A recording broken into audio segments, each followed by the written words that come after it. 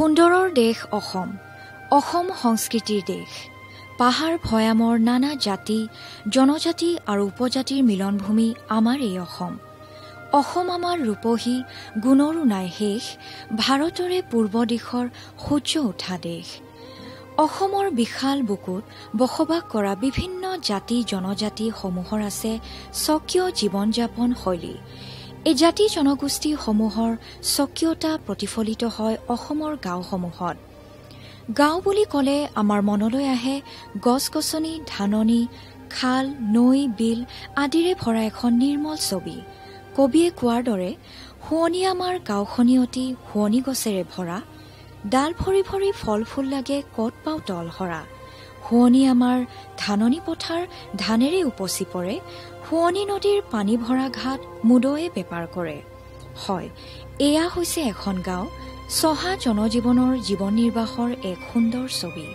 প্ৰিয় দৰ্শক, আমাৰ কেন্দ্ৰযোগে প্ৰচাৰিত a day in a village নামৰ এই জনপ্ৰিয় অনুষ্ঠানটোৰ বাবে আহকচোন আজি আপোনালোকক লৈ যাওঁ ওদালগুৰি জিলাৰ কলাইগাঁও ৰাজচক্ৰ অন্তৰ্গত এখন গাঁৱলৈ। হেমন্ত ঋতুৰ কোমল কুঁৱলীসনা এক সুন্দৰ ৰ'দ উজ্জ্বল পোৱাত এয়া আমাৰ যাত্ৰা। গুৱাহাটীৰ পৰা বাইহেটা চাৰিআলি হৈ 15 নম্বৰ ৰাষ্ট্ৰীয় ঘাইপথেৰে আমি মংগলদৈ পালোহি।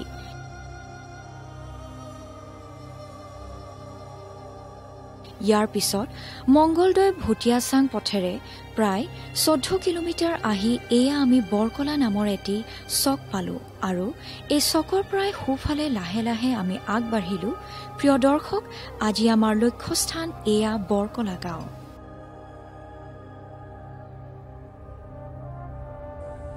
এতিয়া হেমন্ত কাল, ফুলতকৈ কাইতে ভাল, এই বুলি মোৰ কোচতে পৰিল হেমন্তৰ বুলবুলিয়ে হাল।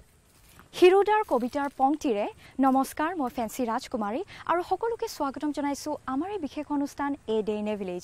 আজি আমি উপস্থিত আছোঁ ওদালগুৰি জিলাৰ কলাইগাঁৱৰ বৰকলা গাঁৱত। আহকচোন গাঁৱৰ ভিতৰত সোমাই যাওঁ।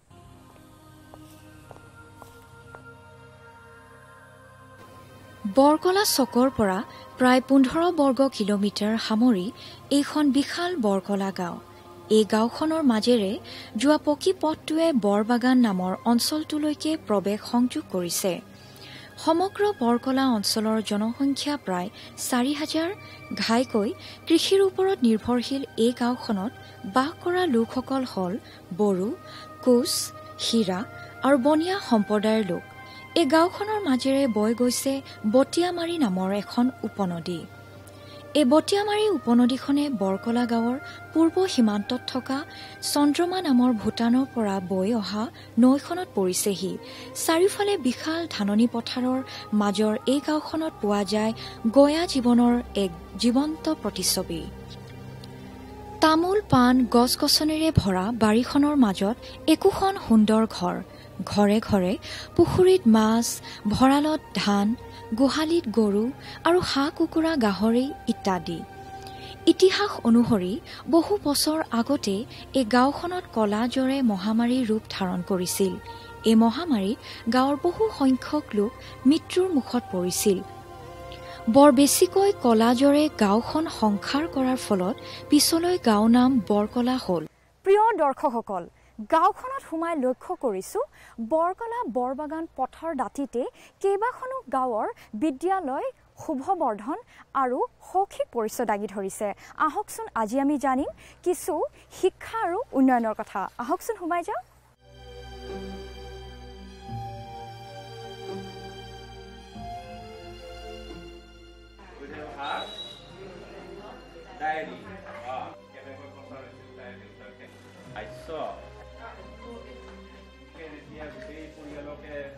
বিদ্যালয়খনত সোমাই আহি ইমান এটা ধুনীয়া পৰিৱেশৰ মাজত সঁচাকৈ ভাল লাগিছে।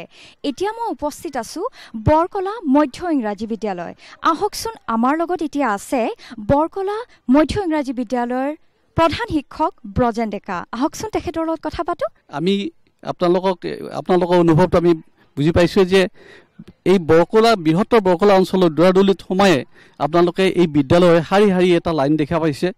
এই বিদ্যালয়ে এই অঞ্চলটোৰ এটা আশাৰ ৰেঙনি কৰাই আনিছে। ইয়াৰ শৈক্ষিক এটা পোহৰ বিকাশ কৰিছে। আমাৰ এই বিদ্যালয়খন বৰকলা মধ্য ইংৰাজী বিদ্যালয়খন 1963 চনতে স্থাপিত। এই অঞ্চলৰ ৰাইজে লগ লাগি সুন্দৰভাৱে ইয়াত এই ইংৰাজী শিক্ষাৰ কাৰণে এই বিদ্যালয়খন স্থাপন কৰিলে। তাৰপিছতে আমাৰ হাইস্কুলখন হ'ল, হাইস্কুল 1979 চনত। তাৰপিছতে সেইফালে বালিকা school, Kalitapara Borkola Kalitapara LP school, জাতীয় বিদ্যালয়, এনেকুৱাকৈ আপোনালোকে নিশ্চয় 6খন বিদ্যালয় এই বৰকলাৰ দুৱাৰদলিতে আপোনালোকে দেখা পাইছে। আৰু এই বৃহৎ অঞ্চলৰ যি শিক্ষাৰ এটা ৰেঙনি এই বিদ্যালয়ৰ পৰাই পৰিছে। আৰু এই বিদ্যালয়ৰ পৰা শিক্ষা গ্ৰহণ কৰি অসমৰ বিভিন্ন ঠাইত বিভিন্ন অনুষ্ঠানত বহু উচ্চ আসন লৈ যি কৰ্মসংস্থাপন পাইছে। আনহাতে এই বিদ্যালয় মানুহ গঢ়া কাৰখানা, আমাৰ বিদ্যালয় মানুহ গঢ়িছে, অকল যে কৰ্মচাৰীয়ে গঢ়িছে এনেকুৱা নহয়। ইয়াৰ যিখিনি বৰকলা অঞ্চলৰ ৰাইজ সঁচা অন্তৰৰ অলপ মানে এখন নিশ্চয় ঘৰ চলাবৰ কাৰণেও যিখিনি জ্ঞানৰ দৰকাৰ সেইখিনি সুন্দৰভাৱে ইয়াৰ পৰা আহৰণ কৰিছে।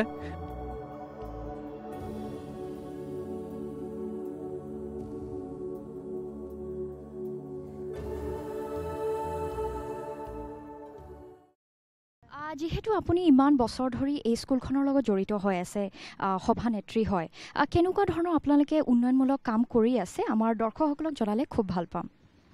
হয়, মই যেতিয়াৰ পৰা এই স্কুলখনৰ সৈতে জড়িত আছোঁ সভানেত্ৰীৰ পদত, তেতিয়াৰ পৰা বহুখিনি উন্নতিয়ে মই দেখিবলৈ পাইছোঁ। আৰু স্কুলৰ যিটো ষ্টাফ আছে সেই ষ্টাফটোৰ বহুত মিলা প্ৰীতি দেখিবলৈ পাইছোঁ। আৰু তাৰ লগতে যিহেতু মই পঞ্চায়তৰ সদস্যা, সেয়েহে MGNREGAৰ পৰা এটি কাম মই চেংচন কৰাই আনিছিলোঁ আৰু ইতিমধ্যে কামটো সম্পূৰ্ণ হৈছে। আৰু লগতে আমাৰ বিদ্যালয়ৰ গৃহলৈ এটি তাৰমানে বিদ্যালয়ৰ কম্পাউণ্ডৰ ভিতৰত এটি এছিয়াৰ গৃহ এটা চৰকাৰী ফালৰ পৰা আহিছে, সেইটো ইতিমধ্যে কাম চলি আছে। আৰু তাৰ উপৰিও যিটো মধ্যাহ্ন ভোজন আৰু যিটো মানে আনুষংগিক দিশ, সেই দিশটো বহুখিনি মানে পৰিপাটিকৈ চলি আছে বুলি মই বৰকলা মধ্য ইংৰাজী বিদ্যালয়ৰ মই সেইখিনি ক'ব পাৰোঁ। আৰু কোনো ইয়াত খেলি মেলি বা কোনো ধৰণৰ যেতিয়া গাৰ্জেনবিলাকৰো মিটিং হয় তেওঁলোকেও প্ৰশংসাই কৰে। বৰকলা গাঁৱৰ প্ৰায় 80% লোকে শিক্ষিত। দৰং আৰু ওদালগুৰি জিলাৰ মাজৰ এই গাঁওখনৰ চাৰিসীমা এনেধৰণৰ: উত্তৰে গ্ৰেলেণ্ড বাগিচা, পূৰ্বে চন্দ্ৰনা নৈ, দক্ষিণে বলুটোপ গাঁও, পশ্চিমে নাপ্তিপাৰা গাঁও। আমাৰ আৰ্থসামাজিক মানে কথা হৈছে, এতিয়া আমাৰ এই অঞ্চলত বিশেষকৈ আমাৰ শিক্ষা দীক্ষাৰ অভাৱ অলপ। আমাৰ চাকৰিজীৱী বিশেষ শতকৰা 20জন চাকৰিজীৱী, আৰু বাকীখিনি আমাৰ সকলো খেতি বাতিৰ লগতে জড়িত। তেখেতসকলে ধৰ ঘৰতে ধান খেতি বা এই শাক পাচলি খেতি কৰি কিছু সংখ্যক তেওঁলোকে খায় আৰু কিছু সংখ্যক বিক্ৰী কৰি তেওঁলোকৰ আৰ্থসামাজিকভাৱে আগবাঢ়ি গৈ আছে। আৰু লগতে আমাৰ যিখিনি অঞ্চলৰ শিপিনী বোৱনী আছে সেইসকলেও অলপ ঘৰতে তাঁতশাল বুই পেলাই তাৰ পৰাও অলপ আৰ্থসামাজিকভাৱে অলপ আগবাঢ়ি গৈছে। আৰু ইয়াতে আমাৰ এটা বিশেষকৈ ল'বলগীয়া কথা আছে, বিশেষভাৱে ইয়াত আমাৰ তাৰমানে মাছ পোহনীয়া ক্ষেত্ৰত তাৰমানে বহুত অগ্ৰগণি লাভ কৰি আছে। কাৰণ প্ৰত্যেকৰ ঘৰতে একোটাকৈ নহ'লেও ফিচাৰী আছে, তাৰ পৰা নিজে খোৱাটো বাদেই তেওঁলোকে বজাৰত মাছ বিক্ৰী কৰি অতি লাভৱান হয়। প্ৰায় 4,000 মান জনসংখ্যাৰে পৰিপূৰ্ণ এই গাঁৱৰ গয়াসকলো বৰ্তমান ব্যস্ত হৈ পৰিছে পথাৰৰ সোণগুটি লখিমী চপোৱাৰ কামত, কিয়নো গাঁওখনৰ প্ৰায় 80% লোকে কৃষিৰ ওপৰত নিৰ্ভৰশীল। এই গাঁৱৰ মাজেৰে বৈ যোৱা বটিয়ামাৰী আৰু চন্দ্ৰনা নৈ দুখনে গাঁওখনক সদায় উৰ্বৰ আৰু স্বচ্ছ কৰি ৰাখিছে, যাৰ বাবে গাঁওখনৰ পথাৰত ধান, বাৰীত শাক পাচলি ইত্যাদিৰ উৎপাদন সন্তোষজনক। এই নৈ দুখন গাঁওখনৰ ৰাইজক থলুৱা মাছৰ অভাৱ পূৰাই ৰাখিছে। পকা ধানৰ মাজে মাজে সৰু সৰু আলি, ঐ সৰু সৰু আলি, আলিত পৰে গীত জোৰে জাক বালি মাহি, সৰু সৰু আলি ঐ সৰু সৰু আলি। বাহ, কি সুন্দৰ সোণোৱালী ধাননি। সোণগুটি লক্ষ্মীয়ে যেন হাত বাউলদি মাতিছে। এতিয়া মই উপস্থিত আছোঁ বৰকলা এখন বিশাল ধাননি পথাৰত। ইয়াত ধান দাই থকা ককাইদেউহঁতৰ লগত আহকচোন আমি কথা পাতোঁ।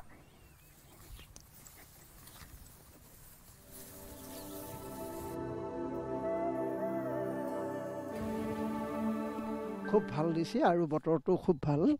তাৰোপৰি আৰু আমাৰ ইফালে বটিয়ামাৰি, ইফালে চন্দনা, এই চন্দনাৰ পৰা ঢলটো আহি কিছুমান সাৰ বা হেৰিবিলাক মানে উটুৱাই আনি দিয়ে। আমাৰ এতিয়া এইবাৰ ধানটো খুব ভাল, খুব ভাল। যোৱা বছৰ কেনেকুৱা হৈছিলে ধান? সিমান ভাল নহয়, কিন্তু তাৰ পৰিৱৰ্তে এইবাৰ খুব ভাল। যিহেতু আমাৰ বিশ্বজুৰি যি COVID-19 আমাৰ যি মহামাৰী বেমাৰ, সেইবাৰকে কি আপোনালোকৰ কিবা প্ৰব্লেম হৈছিল নেকি বা কিবা আপোনাৰ সমস্যাৰ সন্মুখীন হৈছিল নেকি? প্ৰব্লেম হিচাপে আমাৰ হোৱা নাই। কথা হ'ল কি, আমি চৰকাৰৰ যিটো নীতি নিৰ্দেশনা সেইখিনি মানি আমি পথাৰত নামি আছোঁ। আৰু সেই হিচাপে আমি খেতি বাতি নকৰিলে আমি কৃষিজীৱী মানুহ, গতিকে আমি খাব নাপাওঁ। সেইটোৰ কাৰণে আমাৰ কোনো প্ৰব্লেম অহা নাই। এই গাঁওখনৰ পূৰ্ব চিল্কাপাৰা চুবুৰীত বাস কৰা বড়ো সম্প্ৰদায়ৰ এয়া ঈশ্বৰৰ উপাসনাৰ থলী বাথৌ মন্দিৰ বা থানচালি।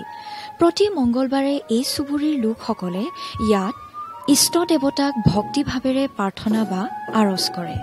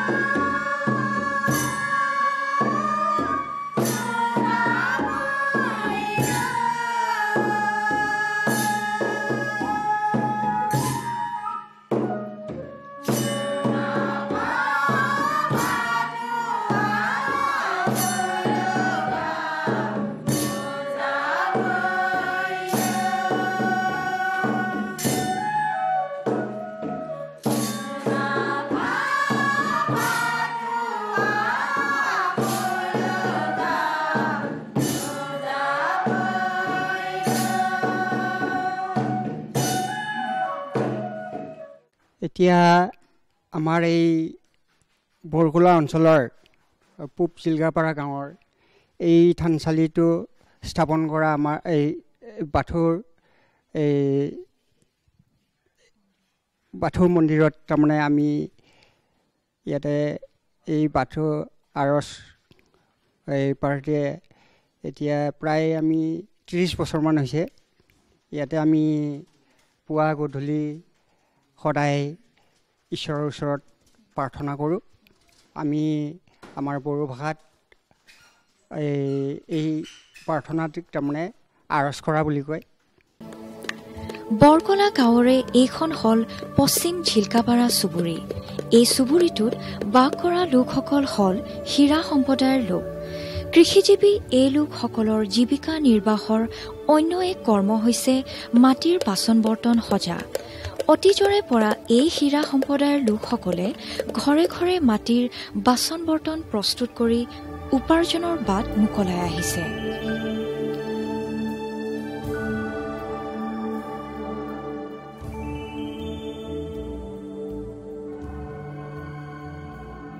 দৰ্শকসকল, এয়া আপোনালোকে দেখিবলৈ পাইছে ইমান ধুনীয়াকৈ আমাৰ মহিলাসকলে মাটিৰে তৈয়াৰী কৰা ইমান ধুনীয়াকৈ বস্তু তেখেতসকলে সামগ্ৰী বনাই আছে। আহকচোন তেখেতসকলৰ কথা পাতোঁ। নমস্কাৰ। প্ৰথমতে আপোনালোকক আমাৰ অনুষ্ঠান এ ডে ইন এ ভিলেজলৈ স্বাগতম জনাইছোঁ। প্ৰথমতে আমাৰ দৰ্শকক জনাওক যে কিদৰে আপোনালোকে কেতিয়াৰ পৰা এই মাটিৰ যি সামগ্ৰী কেতিয়াৰ পৰা আপোনালোকে বনাই আছে, আমাক দৰ্শকসকলক ক'লে ভাল পাম। আমি এইটো মাটি তাৰমানে আমাৰ এইটো পৰম্পৰা। আমি হীৰা জাতি বুলি কয়, হীৰা মানুহ। আমি এইটো চুবুৰী আমাৰ হীৰা মানুহে আমি তাৰমানে মাটিৰ বাচন বনাই আমি কিছুমান ল'ৰা ছোৱালী বা ঘৰৰ খা খৰচ এইবিলাক আমি খৰচ কৰোঁ আৰু ল'ৰা ছোৱালীকো তেনেকুৱাকৈ পঢ়া পাতিত অলপমান পইচা পাই আমাৰ সুবিধা হয় কিন্তু আমাৰ একো লাভ নাই বস্তুটোৰ মাটিটো কিনি আনিব লাগে প্ৰায় 3 কিলোমিটাৰ 5 কিলোমিটাৰ দূৰত মাটিটো আছে নদীৰ পাৰত তাৰ পৰা আনিব লাগে ঠেলাৰে আনি আমি কিনিব লাগে সেইটো মাটি পইচা দিব লাগে সেই মাটিটো আনি আমি আকৌ বালিৰে মাটিয়ে খুন্দিব লাগে খুন্দি আকৌ সেইখিনি মিহল কৰি আমি হাতেৰে আকৌ বস্তুটো বনাব লাগে আমাৰ কোনো মেচিন বা চাক বোলা বস্তু কোনো নাই সেই হাতে দিয়ে আমি যি পাৰোঁ কষ্ট কৰি মাটিটো বনাওঁ বাচন সকলো বস্তুৱে আমি বনাব পাৰোঁ কলহ ভেটুৱা পেৰে খোৱা লোৱা পিঠা বনোৱা বস্তু সকলো সামগ্ৰী আমি বনাব পাৰোঁ আৰু এইলৈ কিন্তু কিনিব লাগে আমাৰ পুৰিব লাগে আকৌ মাটিটো বনাওঁহে কেঁচাই হৈ থাকে তাৰপিছত পুৰিব লাগে পুৰোঁতে আমি তুহৰ বস্তা আজিকালি বহুত দাম 100 টকা বস্তা আকৌ গোবৰ লাগে খৰি লাগে সকলো বস্তু হ'লেহে আমি ধৰ বস্তুখিনি টাইট হ'ব আৰু পুৰিলে বস্তুটো ভাল হ'ব লাগিব টাইট হ'ব লাগিব সেনেকৈ বনাওঁ বৰকলা গাঁৱৰ এই নামঘৰটোত পুৱা গধূলি মহিলাসকলৰ নাম কীৰ্তনে এক আধ্যাত্মিক বাতাবৰণৰ সৃষ্টি কৰি আহিছে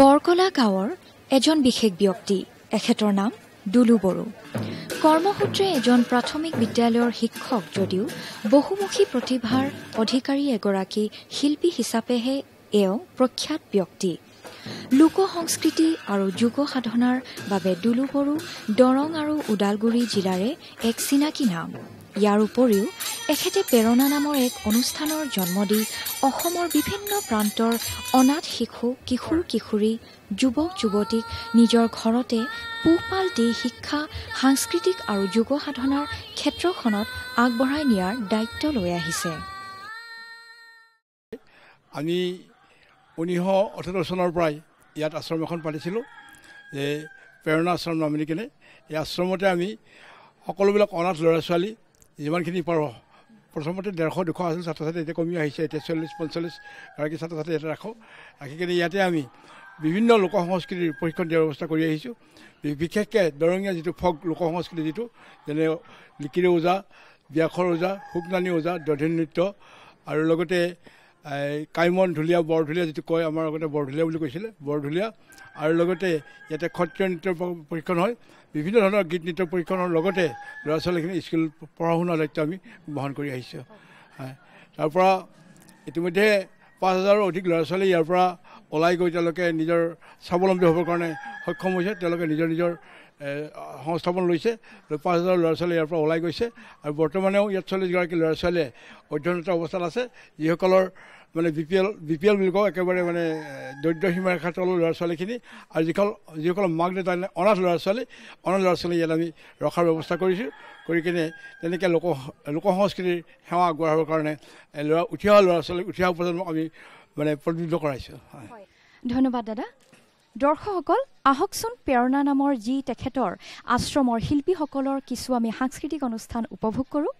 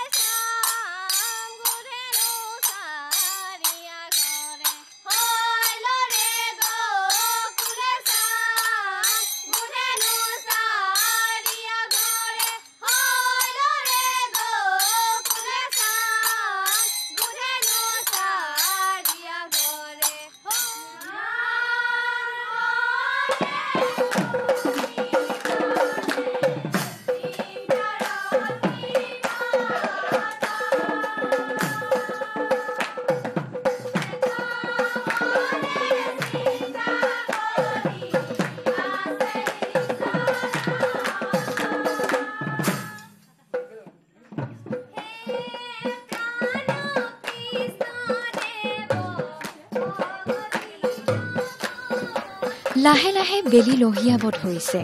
গাঁৱৰ গয়াই নিজৰ উৎপাদিত শাক পাচলি লৈ এয়া বৰকলা চকত বহিছে। মংগলদৈ ভুটীয়া চাং পথৰ দাঁতিত প্ৰতিদিনে আবেলি বহা এই সৰু বজাৰখনে হ'ল বৰকলা গাঁৱৰ ৰাইজৰ কিনা বেচা কৰা একমাত্ৰ স্থল। ঘৰে ঘৰে উৎপাদিত বিভিন্ন থলুৱা শাক পাচলি, মাছ, আলু, কচু, কণী, হাঁহ কুকুৰাৰ বাবে ইয়াতে অঞ্চলৰ বাহিৰৰ লোকেও ভিৰ কৰেহি।